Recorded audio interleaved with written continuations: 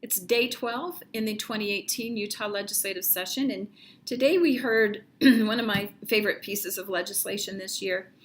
It is HB 198 by Merrill Nelson, and this deals with some functions of the State Attorney General's office. And before you fall asleep on that, it really is pretty interesting, I think.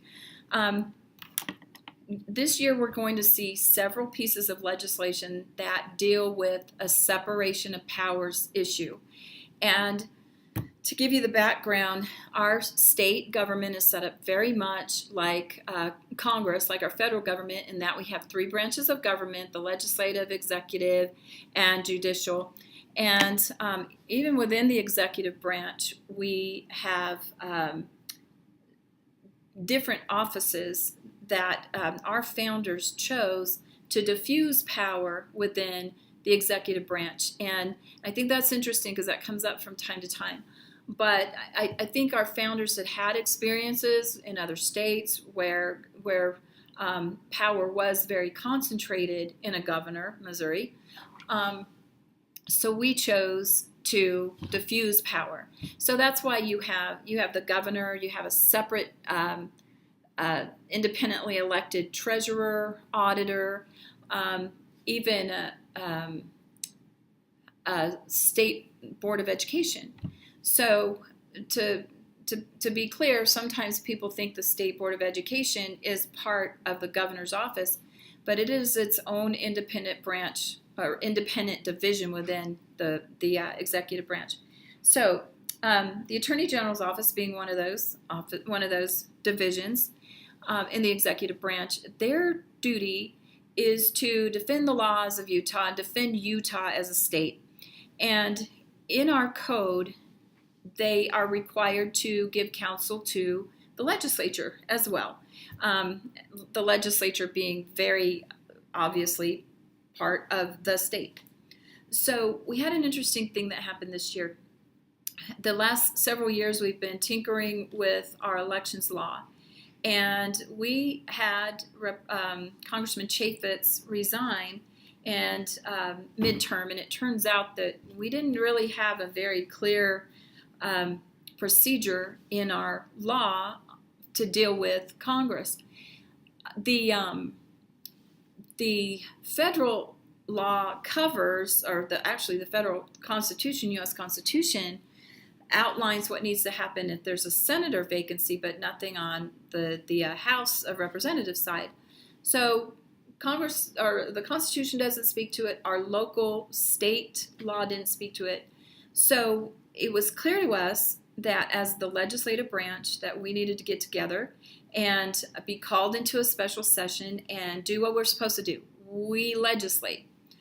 But the governor chose that, or decided that he wanted to play legislator for a little bit, and he decided that he was going to create the way and the procedure for electing this new person.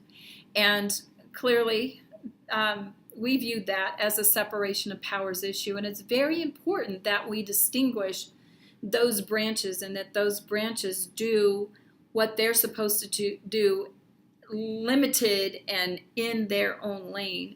So it was very, very problematic that the governor wanted to play legislator.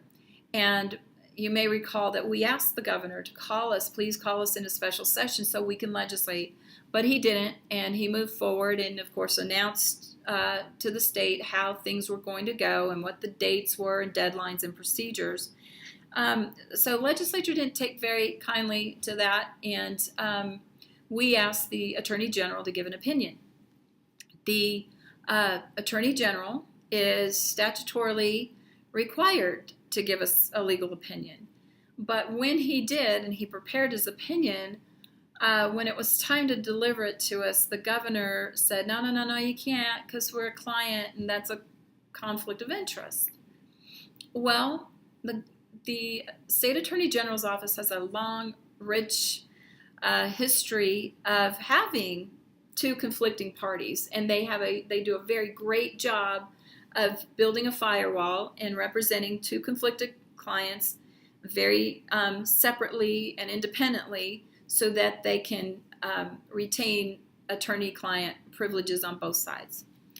But for some reason, as much as they have done this forever, in this case, they sort of found a new testimony on not wanting to engage in conflicts of interest.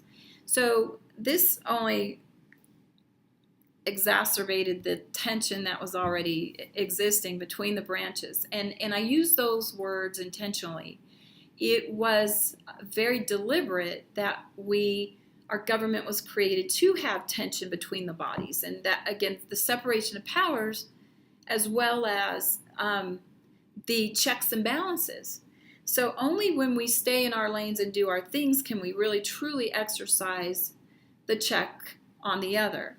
So we had this very interesting place where very differing opinions on what should happen there. So what ended up happening is about as soon as the legislative session is about to start, the Attorney General's office released the letter, and apparently, I guess the governor agreed to have this letter released. So here's the bill. I say all that. That's all the background. Because the bill only codifies what the Attorney General's office has always done, very long-standing tradition of giving the legislature opinions, and if it conflicts with the governor's office, they create a firewall and still give the opinions to the parties and give the counsel to the parties with that firewall established.